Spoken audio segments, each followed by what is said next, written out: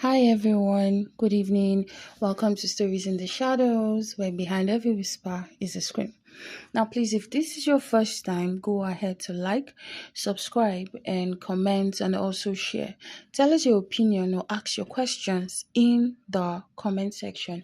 Also, send us your stories from Africa or around the world, stories you would like the world to know about or hear about, or stories you would like us to talk about. Now, you can also send us a mail at storiesintheshadow@gmail.com. Why? Because every story needs to be heard. Now, today we're going to be talking about the witch of Lubumbashi, the mystery of Mama Sabina. For disclaimer, her story was born from Lumbashi's whispers and fears, not court files. Okay, now let's dive into the belief systems and cultural fears and socio-economic conditions that give rise to such legends. Now, her origin. Who is Mama Sabina and where is she from? Before Mama Sabina was feared as a witch, Mama Sabina was just Sabina, a barefooted girl running through the dust of Katanga's village. She was born in the late 1930s at a time where Belgian Congo was rich in copper but poor in mercy. Her father was a miner, one of the thousands who dug deep into the earth, only to die young from accidents, dust, or diseases. Her mother sold food in the market, bartering for coins that never seemed to be enough. Now, Sabina's childhood was marked by death because her two younger brothers died of fever before reaching 5. Now, when her mother carried the third child to a healer, Sabina followed. She watched as herbs were crushed, powders, sprinkles, prayers whispered in the flicker of firelight. The baby survived, but to Sabina, it was a proof that spirits could heal where doctors could not. Now, her gifts appeared early. When a neighbor's child was sick, she would gather leaves, mash them together with her small hands, place them on the child's forehead, sometimes feed them. Sometimes the children recover, sometimes they didn't. But always people said, oh, this girl has something inside of her. Now, when Sabina was 12, death struck again. Her mother died. She was sent to live with her aunt, a woman whispered to be Naganga, a spiritualist. Now, this aunt taught her more than herbs. She taught her chants, the ways to read bones, how to mix powders that frightened enemies, how to listen to the night messages from their ancestors. Now, by the time Sabina was grown, she had inherited more than knowledge. She had inherited fear. People crossed the streets to avoid her. Others came to her door in secret, leaving coins and food in exchange for charms. Now, becoming Mama Sabina. In the 1960s, Congo was free from the Belgian rule, but not free from the chaos. The copper city of Lubumbashi swirled with fortune seekers, miners, and desperate poor.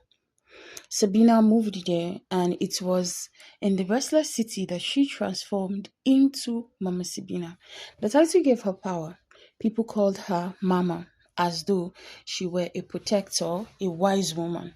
At first, she healed the sick with herbs. She blessed women seeking for children, gave potions to men who wanted luck, and read the future in smoke.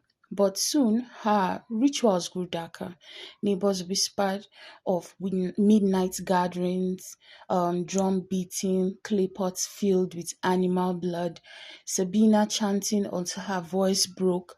Miners paid her to bless their shafts with the spirit of prosperity. Businessmen came to her for protection against rivals. Now, for the right price, she could cure, bless, or curse. As she grew rich, too rich for a woman with no husband, no mind trade, now the whispers of blood started. Now by the 1970s, the whispers turned sinister. Children began to vanish. A boy sent to fetch water never returned. A girl disappeared on her way to school. Mothers cried in the streets, and neighbors pointed their fingers at Mama Sabina. Some swore they saw her luring children with sweets. Others believe families gave away their children to her willingly, a sacrifice in exchange for promised wealth. Now, few dare to speak about these rituals openly. Now, in the city where police could be bribed and law was weak, Mama Sabina seemed untouchable. Witnesses claimed her rituals were now demanding more than goats and chickens.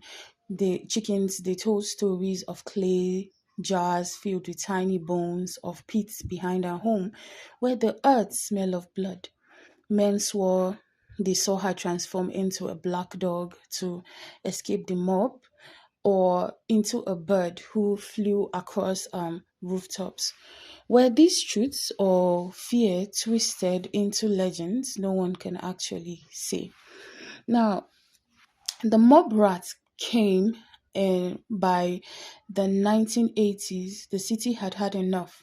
People gathered in fury. Mob stormed her compound, dragging her out. They beat her in the open streets, screaming, "Witch, child eater, demon." Yet Sabina survived. Some said she bribed the police, others swore she cursed the mob, that the men who struck her fell ill and died weeks later.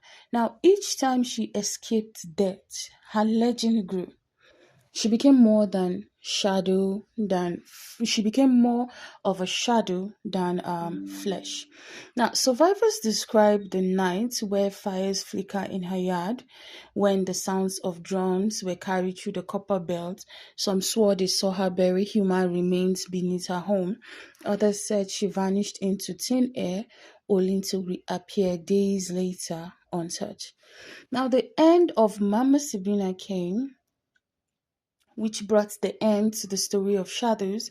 Some say the mob finally killed her in the late 1980s, beating her until her spirit could not save her.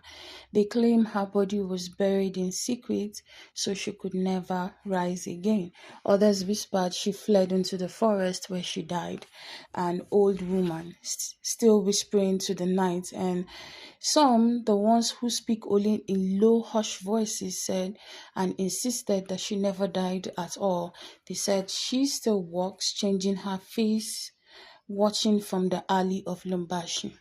No grave was ever found. There's no proof that was ever uncovered. Only the whispers remain. Now, legacy says to this day, parents warn their children, do not wander after dark. Mama Sabina is still out there.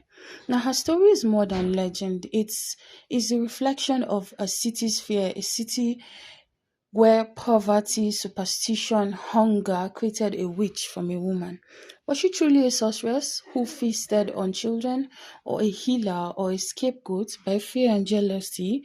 Perhaps both, perhaps neither.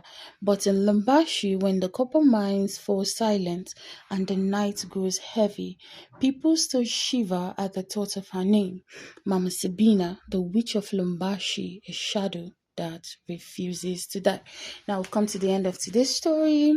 I'd love to hear from you. Until next time, thank you. Bye bye.